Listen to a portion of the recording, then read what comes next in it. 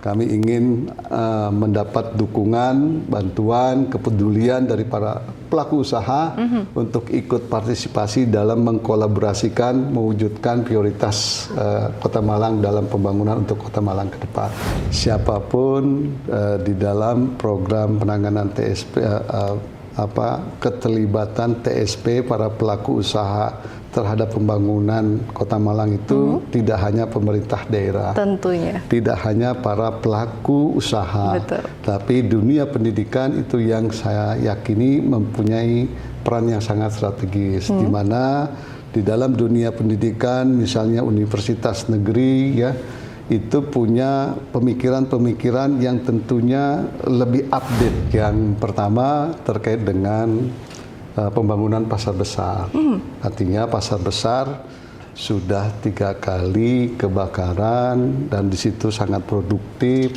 Itu juga menjadi salah satu ikon Kota Malang terkait dengan pasar besar itu. betul sekali. Yang kedua terkait dengan penanganan banjir di Jalan Soekarno-Hatta. Betul. Itu juga sudah lama yang perlu segera dilakukan tindakan-tindakan yang tentunya bisa mengurangi banjir di Soekarno-Hatta.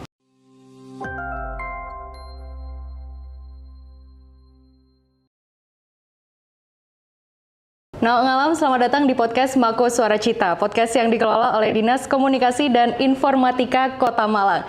Saya Anya Farasya yang akan memandu bincang-bincang kita pada hari ini. Tentunya topik pada hari ini akan menjadi topik yang sangat penting dan relevan bagi Kota Malang untuk Kota Malang yang berkelanjutan. Sudah duduk bersama kita pada hari ini Bapak PJ Wali Kota Malang, Bapak Iwan Kurniawan STMM. Kami ucapkan selamat datang Bapak yang akan juga berbagi wawasan tentunya mengenai tanggung jawab sosial perusahaan yang nantinya akan membawa dampak positif bagi Kota Malang. Kami ucapkan selamat datang lagi sekali lagi Bapak. Terima kasih Mbaknya. Bagaimana kabarnya untuk hari ini Bapak? Alhamdulillah sehat dan rasa senang. Tadi sudah kita lihat juga jadwalnya Bapak cukup padat Bapak. Ya, bagaimana hari ini rasanya Bapak? Padat itu biasa. Betul. Dan itu harus saya jalankan dan mudah-mudahan itu menjadi amanah buat saya juga. Baik. Ya. Kami doakan semoga lancar selalu Bapak ya. Amin ya Rabbal Alamin. Dan tentunya dari jadwal yang padat juga kami juga sempat cek kemarin kalau Bapak baru saja menghadiri evaluasi triwulan di Inspektorat Kemendagri di Jakarta kemarin Bapak. Nah itu bagaimana bisa diceritakan kepada Ngalam Bapak? Baru kemarin kami melaksanakan evaluasi kinerja pejabat Wali Kota Malang di Inspektorat dan alhamdulillah pada prinsipnya evaluasi berjalan dengan lancar. Buat saya itu hal yang sangat mudah ya karena Kota Malang sudah punya banyak prestasi-prestasi, sudah ada penilaian terbaik di dalam kinerja kepala daerah dengan 3 indikator. Betul. Jadi tidak sulit menurut saya dan saya yakin dan saya pede bahwa evaluasi itu berjalan dengan baik dan pasti mendapat apresiasi. Pada saat saya dievaluasi 3 bulan, walaupun sudah berjalan 9 bulan, 10 bulan dari yang sebelumnya, 3 bulan itu melanjutkan apa saja program-program yang menjadi prioritas, apa saja yang harus saya lakukan selama 3 bulan itu. Di samping itu saya juga yakin bahwa saya juga punya beberapa program-program prioritas yang bisa saya sampaikan di triwulan, di evaluasi triwulan oleh kawan-kawan di Inspektorat atau evaluator, di mana saya mencoba melakukan belanja masalah kepada OPD, kepada toko, kepada DPRD dan seluruh stakeholder masyarakat untuk mengidentifikasi masalah-masalah yang menjadi isu yang perlu ditangani dalam waktu 3 bulan. Kemudian dari isu itu saya coba tetapkan menjadi prioritas. Baik, Bapak. 11 prioritas yang saya tetapkan, mulai saya 1 bulan, 2 bulan, kemudian saya sosialisasikan kepada seluruh jajaran OPD. Bahkan alhamdulillah saya sempat mensosialisasikan kepada mitra strategis kita, yaitu DPRD. Kami paparkan, kami punya program prioritas, 11 prioritas yang tentunya menjadi salah satu langkah upaya saya untuk bisa merealisasikan. Jadi saya rasa pertanyaan tadi bagaimana pelaksanaan evaluasi kinerja, itu lancar dan Alhamdulillah. sangat mudah karena Malang sudah banyak prestasi yang didapat. Saya tinggal melanjutkan dan saya tinggal memilah mana yang menjadi prioritas saya untuk bisa saya lakukan. Baik. Itu banyak ya. Mantap sekali Bapak ya. Insyaallah. Tentunya tadi sudah ada disebutkan sedikit mengenai 11 program prioritas tadi Bapak. Tadi kan berangkatnya tentunya dari ada isu-isu di Kota Malang. betul. Dan boleh diceritakan juga kenal mengenai 11 program prioritas ini apa saja Bapak? Ya, yang pertama terkait dengan pembangunan pasar besar. Artinya pasar besar sudah 3 kali kebakaran dan di situ sangat produktif. Itu juga menjadi salah satu ikon Kota Malang terkait dengan pasar besar itu. Betul sekali. Yang kedua terkait dengan penanganan banjir di Jalan Soekarno-Hatta. Betul. Itu juga sudah lama yang perlu segera dilakukan tindakan-tindakan yang tentunya bisa mengurangi banjir di Soekarno-Hatta. Kemudian yang ketiga terkait dengan penanganan sekolah. Ada 51 sekolah yang rusak berat. Tentunya sekolah-sekolah yang lain sudah cukup baik dan sangat bagus Kota Malang, tapi memang ada yang masih menyisa yang kondisinya didata ada 51 rusak berat yang perlu penanganan atau perhatian dari pemerintah Kota Malang. Kemudian juga ada UMKM naik kelas. Betul. Saya ingin masyarakat, pemerintah daerah mendukung masyarakat, khususnya masyarakat yang bergerak di dalam UMKM yang mikro menjadi kecil, jadi di tingkat kecil. Kita harus naikkan supaya mereka juga merasa hadir pemerintah terhadap kepedulian para pelaku usaha di mikro menjadi kecil. Itu ada 100 diidentifikasi yang akan kita targetkan untuk naik kelas. Kemudian juga kaitannya dengan pelaksanaan bansos. Artinya pemerintah tidak hanya bicara infrastruktur, tidak hanya bicara untuk kalangan usaha di mikro, tapi bagaimana kita juga memberikan bantuan kepada masyarakat yang masih prasejahtera. Betul. Kita kedepan bansos. Kemudian di samping itu juga ada percepatan terhadap realisasi penyerapan anggaran tahun 2024. Karena kenapa? Kalau itu kita belanjakan anggaran yang sudah ada di APBD, tentunya akan berdampak terhadap pertumbuhan ekonomi untuk masyarakat Kota Malang. Kalau itu dalam bentuk kegiatan, tentunya akan bisa meningkatkan para pelaku usaha apabila ada makanan, sayur-sayuran ataupun snack-snack yang harusnya dibelanjakan, itu akan meningkatkan pendapatan untuk para pelaku usaha yang bergerak di bidang makanan. Kalau itu dilaksanakan di dalam kegiatan hotel, gitu ya, forum-forum itu akan meningkatkan pendapatan dari para pelaku usaha di bidang hotel dan akan menambah pajak pendapatan bagi pemerintah daerah. Betul. Nah, kami coba dorong bagaimana memaksimalkan terkait dengan penyerapan anggaran tahun 2024. Betul. Kemudian satu hal lagi yang sangat penting, bagaimana kita mendorong terhadap percepatan terkait dengan target-target pajak. Benar. Yang tentunya pajak tercapai targetnya nanti ke depan akan dimanfaatkan untuk pembangunan Kota Malang, baik infrastruktur, penguatan kapasitas kelembagaan sumber daya manusia dan sebagainya. Nah, kemudian juga ada terkait dengan penanganan anak sekolah, ya. Artinya ada putus sekolah yang perlu ada totalnya kira-kira putus sekolah itu kalau nggak salah 5.000 sekian. Betul. Ya jumlahnya yang harus kita identifikasi, kemudian intervensi bagaimana anak putus sekolah itu bisa sekolah sehingga orang tuanya mempunyai harapan yang penuh yang baik ke depannya untuk masa depan anaknya. Betul. Masa depan anaknya baik, tentunya orang tua akan merasa senang dan orang tua merasa terbantu dengan kondisi anaknya yang punya masa depan yang baik. Nah, itu kira-kira program-program yang menjadi prioritas yang saya lakukan berdasarkan dari belanja masalah dari seluruh stakeholder yang ada yang terkait di Kota Malang ini.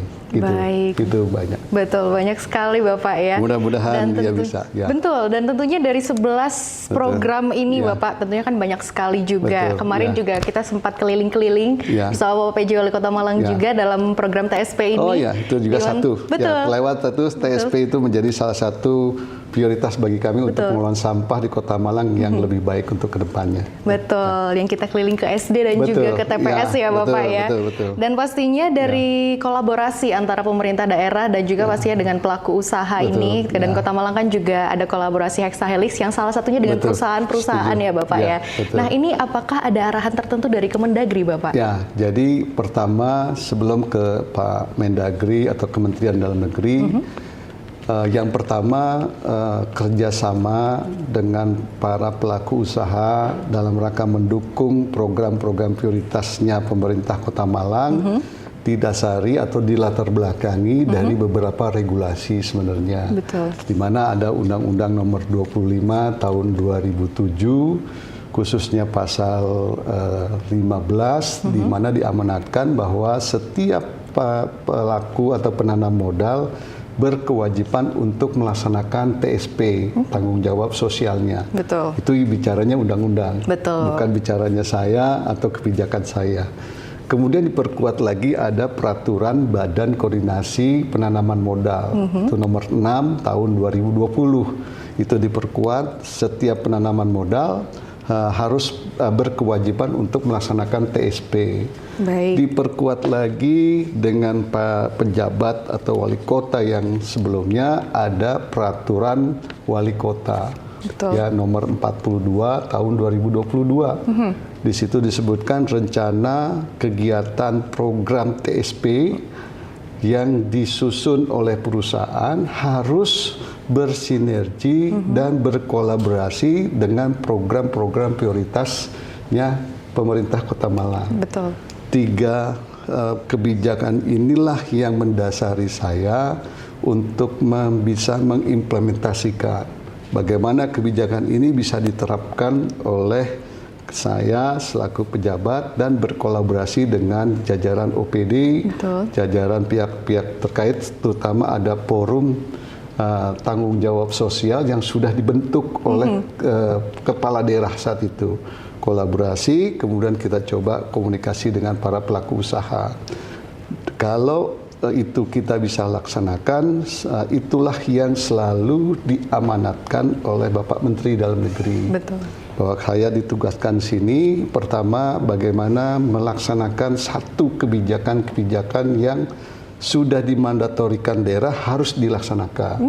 Jadi mandat ya Pak Menteri kepada kita, implementasikan satu amanat mandat yang ada di kebijakan. Yang kedua, tentunya ada inovasi-inovasi yang harus dilakukan. Kenapa inovasi menjadi hal yang sangat penting? Itu memang salah satu hal yang menjadi prioritas bagi Kementerian Dalam Negeri, pemerintah pusat, maupun seluruh jajaran di pemerintah provinsi kabupaten. Inovasi itu menjadi hal yang sangat prioritas. Betul. Nah, dalam hal pelaksanaan kegiatan kolaborasi dengan pihak pelaku usaha atau TSP, itu salah satu bentuk menurut saya, bentuk inovasi-inovasi yang dilakukan dalam rangka kolaborasi dan sinergi antara pemerintah dengan pihak swasta dalam rangka membangun Kota Malang. Jadi sumber pendanaan itu tidak hanya dari pemerintah pusat, tidak hanya dari pemerintah provinsi, tidak hanya dari pemerintah Kota Malang, tapi sumber-sumber lainnya yang sah. Salah satunya adalah CSR yang berkewajiban para pelaku usaha untuk memberikan kontribusi terhadap pembangunan di Kota Malang. Nah, itulah yang selalu diamanatkan oleh Bapak Menteri Dalam Negeri. Selain tadi perlu adanya kondisivitas terkait dengan pelaksanaan pileg, pilpres maupun pilkada, kemudian ada penanganan stunting, inflasi, kemudian kemiskinan. Tapi dalam konteks ini, bagaimana kebijakan itu bisa diimplementasikan oleh Kota Malang. Kalau itu ada mandat, tadi ada Undang-Undang 25, kemudian ada peraturan nomor 6, peraturan Badan Koordinasi Penanaman Modal, bahkan ada peraturan wali kota. Yang tadi nomor 42 tahun 2022. Betul. Harus ada program TSP, perusahaan yang sudah disusun, bersinergi dan berkolaborasi dalam rangka untuk mendukung program prioritas nasional atau prioritas Kota Malang. Tadi saya tetapkan prioritas 11 itu otomatis harusnya para pelaku usaha berkolaborasi bersinergi dalam menyusun program TSP-nya terhadap program prioritas yang disusun oleh kepala daerah. Betul. Itu banyak. Betul, Bapak. Apalagi itu memang tanggung jawab sosial ya Betul. dari perusahaan itu masing-masing dalam membangun Kota Malang, Bapak ya. Betul. Baik, dan dari tadi ada 11 program juga, Bapak. Nah, dari 11 program ini tentunya karena kita sudah sampai di bulan November. Bulan November. Dan sudah 1 bulan lagi sebelum kita menutup tahun 2024 ini, Bapak. Bagaimana dari segi timeline dalam pelaksanaan 11 program prioritas itu tadi, Bapak? Ya. Jadi setelah kita belanja masalah, kita tetapkan 11 prioritas, terus bagaimana implementasinya, Betul. bagaimana progresnya terhadap 11 program prioritas itu. Betul. Yang pertama, kami 11 prioritas itu kami sudah petakan sumber dananya ada dari APBN, ada dari APBD provinsi, kemudian ada APBD kota, kemudian ada CSR atau TPSP, tanggung jawab sosial perusahaan. Betul. TSP. Untuk yang prioritas pertama yang terkait dengan pembangunan pasar besar. Betul, Bapak. Karena saya masuk di ujung atau di akhir tahun, tentunya anggaran-anggaran itu sudah berproses, baik dari kementerian, baik dari provinsi maupun di kota sendiri. Kami sudah masuk tahapan di dalam pengusulan. Kami sudah buat usulan, kami kirim ke PUPR, kemudian direspon, kami undang PUPR, kemudian dilakukan pembahasan, kemudian ada beberapa masukan. Kemudian sudah dilakukan review terhadap DD-nya. DD untuk kebutuhan pasar besar di Kota Malang. Betul. Kemudian sudah beberapa diskusi, ini berproses karena ini sedang di dalam penelaahan ataupun pembahasan di Kementerian PUPR. Untuk ini progresnya masih terus komunikasi dan kita berdoa. Semoga Kementerian PUPR dengan beberapa catatan-catatan yang harusnya diperbaiki, kita sedang lakukan perbaikan. Kemudian persyaratan kita harus menyiapkan alokasi anggaran untuk realokasi nanti pada saat nanti dibangun. Pada saat nanti dimasukkan anggaran itu, kewajiban kita mereview, membuat DED sesuai dengan ketentuan-ketentuan yang berlaku, SOP-nya di PUPR. Kemudian ada kewajiban kita untuk menyediakan dan alokasi. Alhamdulillah, 2025 kita sudah menyiapkan alokasi anggaran untuk realokasi. Artinya kewajiban-kewajiban kita masih terus berproses. Betul. Mohon doanya banyak. Siap, semoga pasar besar bisa terrealisasi. Amin. Itu proses untuk pasar besar. Yang kedua, kaitannya dengan penanganan banjir di Soekarno-Hatta. Betul. Nah, ini secara konkret sudah bisa dinyatakan clear. Artinya kami berkomunikasi, kami menyurati, membuat usulan kepada provinsi, kami lakukan komunikasi, rapat dan sebagainya. Alhamdulillah sudah ada alokasi anggaran di provinsi untuk penanganan banjir di Jalan Soekarno-Hatta. Kalau tidak salah sekitar 22 miliar. Angka yang luar biasa yang di ujung kami masuk, tapi mereka sangat peduli kepada kita terkait dengan penanganan banjir.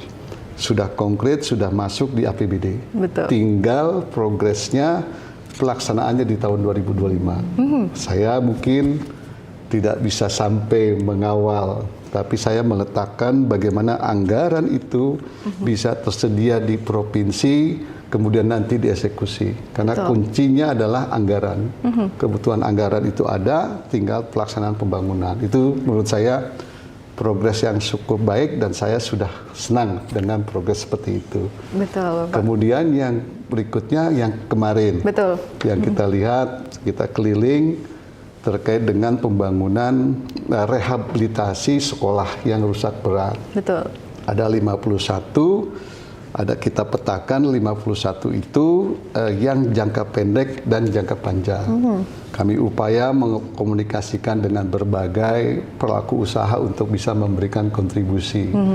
Alhamdulillah kepedulian terhadap para pelaku Kota Malang ini, pelaku usaha Kota Malang ini luar biasa. Saya sangat apresiasi, saya terima kasih. Sudah ada yang memberikan bantuan untuk pembangunan satu sekolah. Jadi kami petakan ada 11 target kita untuk jangka pendek.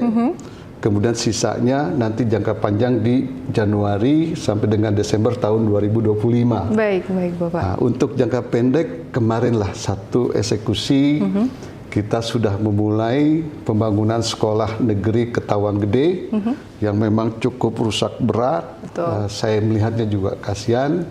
Ada kawat jendelanya masih kawat di Kota Malang, itu juga harus kita intervensi dan sudah berjalan perbaikan, sudah dibongkar atapnya dan ditargetkan mungkin di Februari atau Maret itu selesai. Alhamdulillah. Alangkah senangnya kawan-kawan guru di sana, pelajar-pelajar pada saat kedatangan kita yang kedua. Sebelumnya kita pernah survei, datang yang kedua sudah dieksekusi sekolah itu dilakukan pembangunan. Itu menjadi hal yang saya sangat senang kepada seluruh jajaran OPD, para pelaku yang berkolaborasi hingga mewujudkan untuk satu sekolah itu memang yang rusak berat. Jadi dari 11 itu kita prioritaskan memang yang ini yang harus ditangani terlebih dahulu. Mudah-mudahan ada dukungan lagi, saya mengajak para pelaku lagi, masih ada 10 nih jangka pendek. Betul, yang Pak. sudah kita identifikasi sekolah-sekolah yang butuh dukungan dari kawan-kawan teman-teman pelaku usaha. Ayo sesuai dengan kewajiban, sesuai dengan komitmen kita ada di Kota Malang. Ayo masih ada 10 yang perlu dibangun untuk sekolah untuk bisa kita realisasikan. Nah dari 11 itu masih ada sisa yang lain. Betul, Bapak. Yang tadi 51 identifikasi dari Dinas Pendidikan. Alhamdulillah saya bersama Pak Sekda, saya bersama Kepala Bapeda, Kepala Bapeda dan Kepala BKAD duduk bareng dengan DPRD sepakat untuk kita mengalokasikan anggaran sebesar 15 miliar untuk sisanya yang nanti akan dibangun.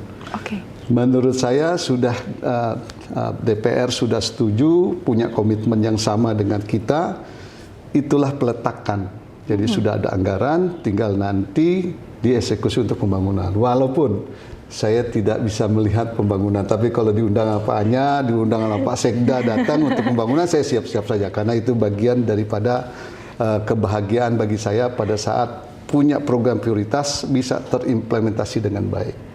Itu yang sekolah. Betul. Kemudian saya datang ke sini juga berkomitmen ingin melaksanakan penataan pengelolaan sampah di Kota Malang. Betul, Bapak. Saya berharap Kota Malang sudah bagus, ya kalau kita lihat nih di backgroundnya nggak ada sampah. Artinya bagus, apalagi di wali kota. Betul, betul sekali. Jadi nggak ada sampah dan tapi pasti di setiap kota ada titik-titik yang perlu diintervensi oleh pemerintah Kota Malang terkait dengan sampah-sampah, khususnya di TPS, tempat pembuangan sampah sementara. Kalau kita lihat identifikasi kita ada 57 data dari Dinas LH yang ternyata TPS-nya masih sudah dalam kondisi yang tidak layak. Artinya kondisinya atapnya dari fiber bolong-bolong gitu ya. Betul, Bapak. Catnya sudah berkarat gitu ya. Kemudian terjadi proses pengiriman sampah dari masyarakat itu masih taruh di pinggiran jalan. Betul. Atau ada antrian gerobak untuk pembuangan sampah. Nah, konsepnya ini tertutup, dibangun, kemudian lalu lintas untuk pembuangan sampah itu di dalam. Sehingga masyarakat para pengendara yang melewati TPS itu merasa nyaman dan tidak melihat tumpukan-tumpukan sampah di pinggir jalan. Itulah salah satu tujuan kita dan alhamdulillah lagi saya juga ucapkan pada saat kesempatan saat ini kepada para pelaku usaha yang memberikan CSR-nya melalui perusahaan-perusahaan melalui TSP, kemudian membangun 6 TPS yang luar biasa menurut saya 6. Itu sebagai daya ungkit dan kami tetap mengajak lagi para pelaku usaha yang lain, mari kita bersama-sama bergandengan tangan. Sudah ada contoh para pelaku usaha yang mempunyai komitmen yang tinggi melaksanakan kewajiban TSP-nya, berkolaborasi, bersinergi dengan program-program prioritasnya pemerintah Kota Malang. Karena itu mandat, bukan saya. Betul, ada Bapak. peraturan wali kota memandatkan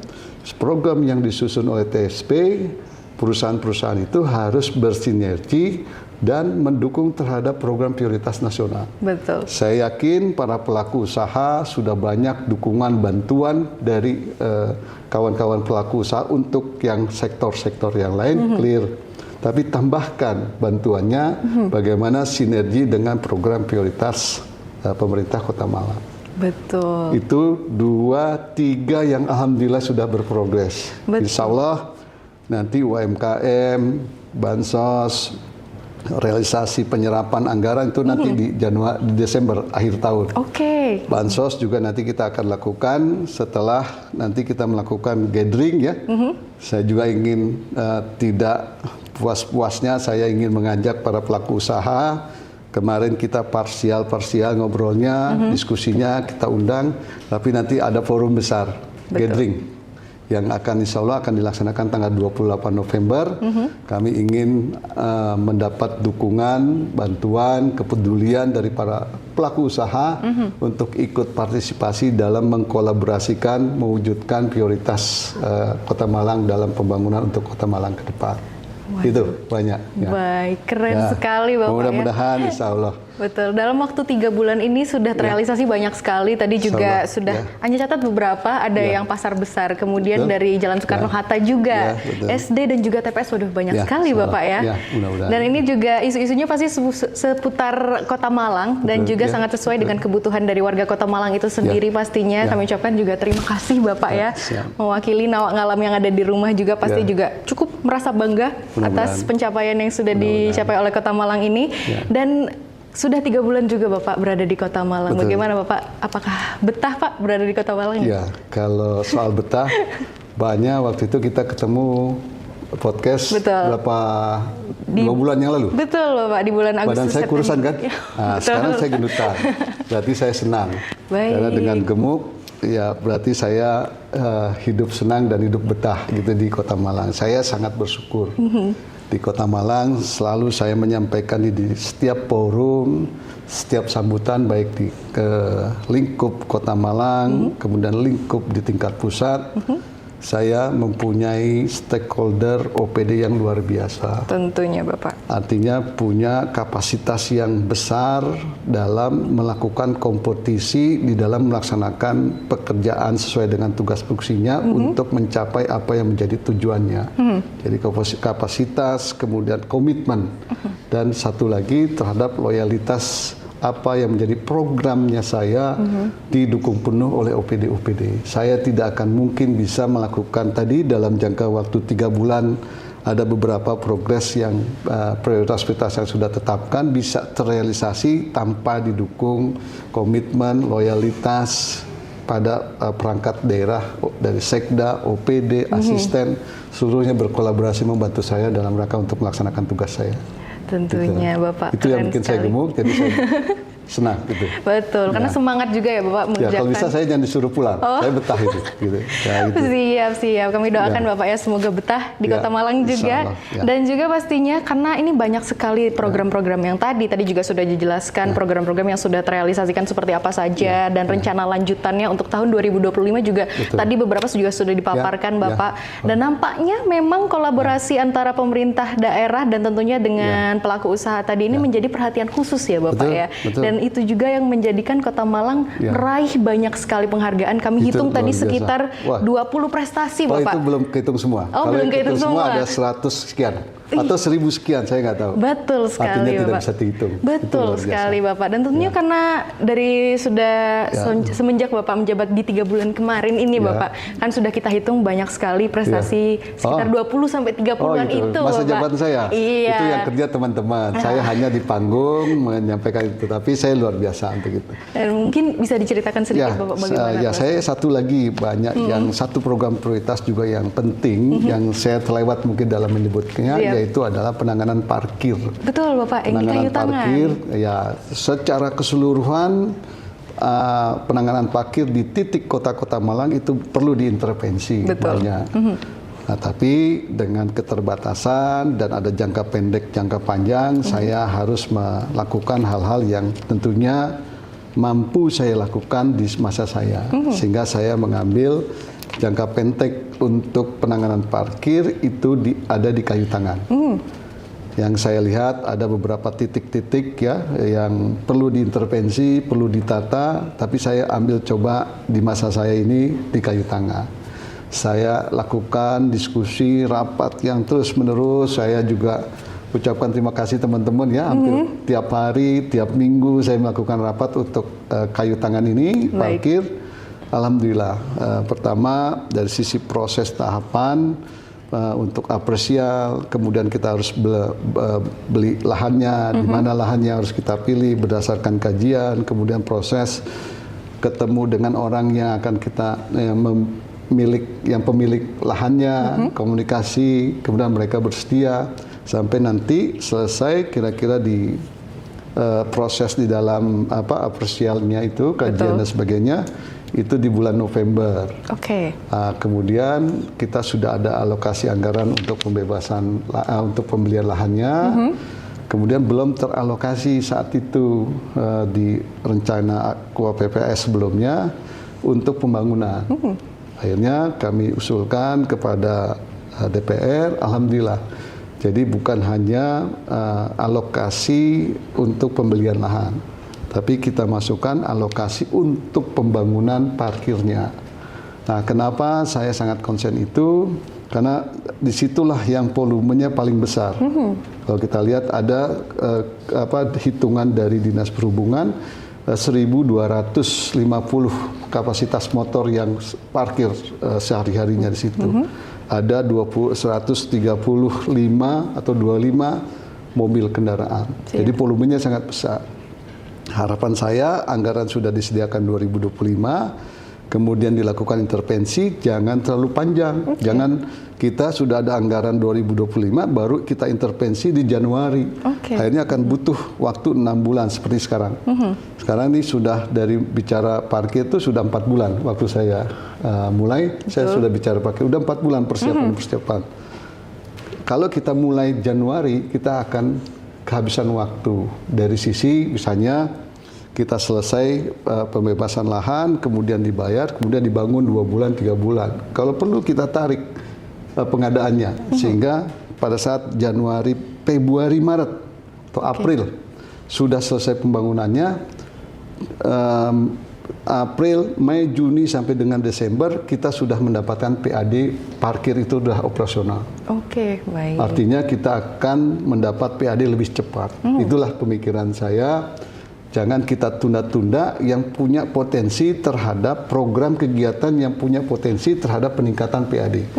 Parkir kayu tangan akan punya potensi pendapatan PAD yang luar biasa. Luar biasa, Bapak. Setelah kita bangun, saya berharap ya kepada para OPD, seluruh jajaran, Pak Kadis Perhubungan, kalau kayu tangan itu saja bisa kita tata, yang kecil-kecil itu harusnya mudah. Inilah salah satu contoh yang nanti saya pergi dibangun itu kok bisa yang kayu tangan ditata.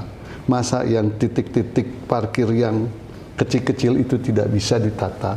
Jadi model itulah yang saya inginkan, ditatalah yang lain seperti kayu tangan dilakukan. Butuh anggaran yang besar, butuh ada komunikasi dengan masyarakat, penataan yang intensif, kemudian dilakukan. Bagaimana yang titik-titik yang lain juga bisa dilakukan. Kalau ini berjalan dengan baik, artinya akan memberikan contoh kepada penanganan-penanganan titik-titik parkir yang perlu ditata. Betul.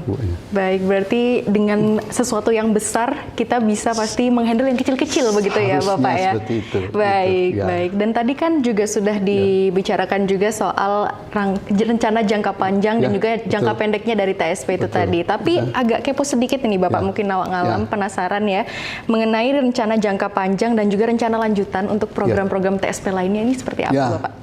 Saya teman-teman dari TSP, forum TSP, kami jajaran pemerintah daerah sudah membuat satu SOP, ya, sudah membuat satu prosedur di dalam tata cara pengelolaan, pemanfaatan, pengendalian, pengawasan terkait dengan CSR. Itu satu modal.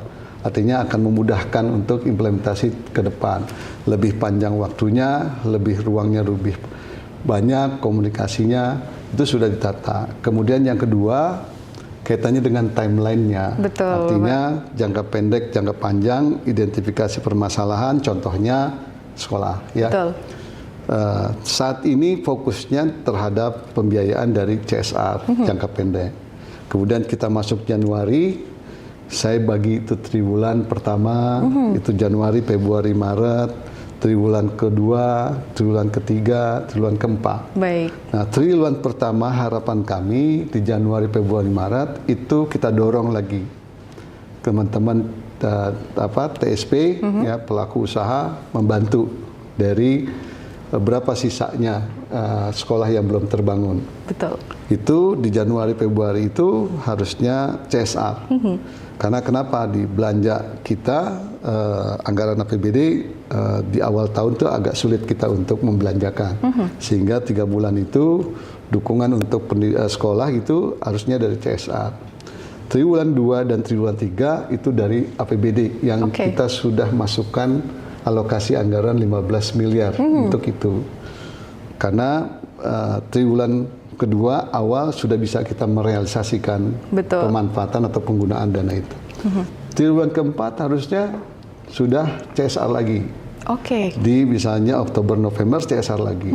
Dan kalau tidak salah kita sudah petakan dari 51 triwulan pertama di 2025 CSR berapa sekolah.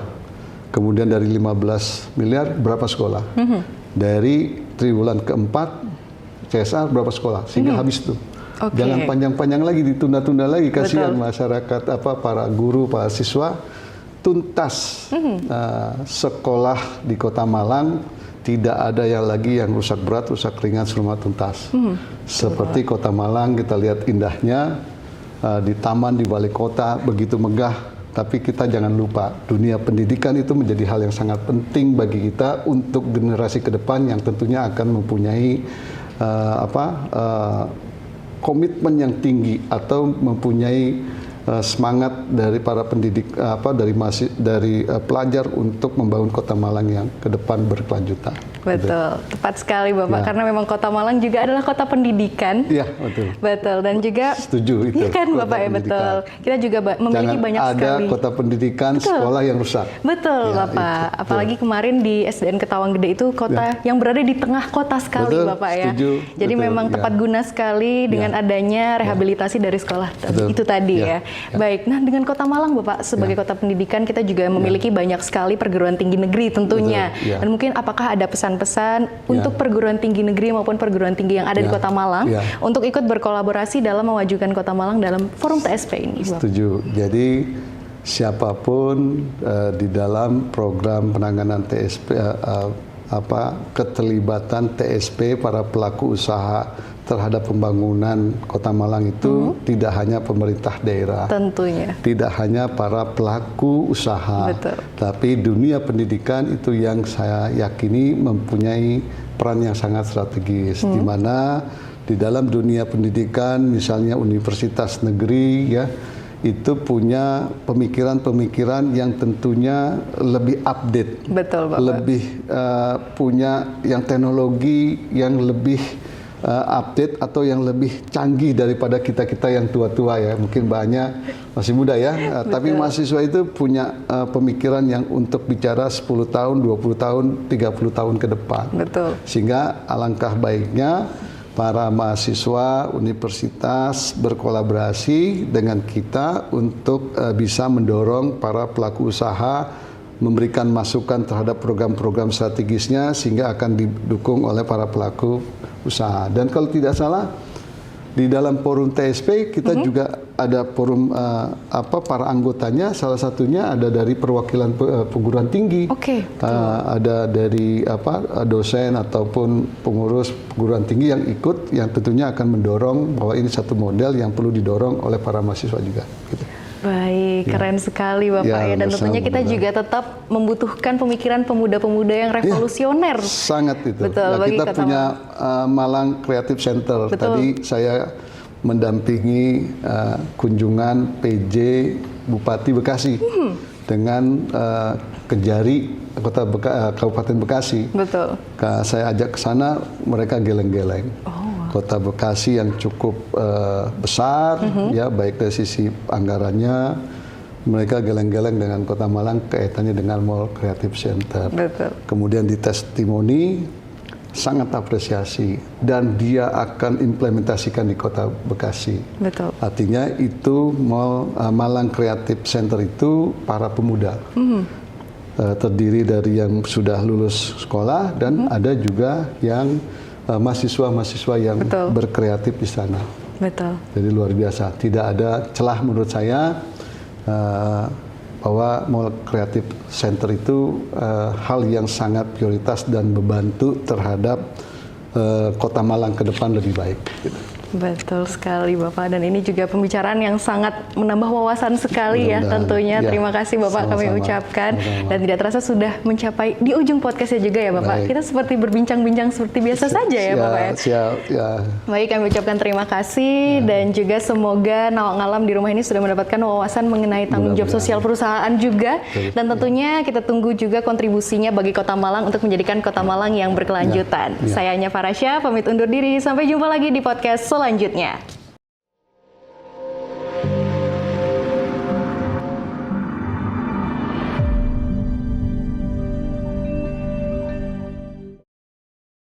Download Tribun X sekarang, menghadirkan lokal menjadi Indonesia.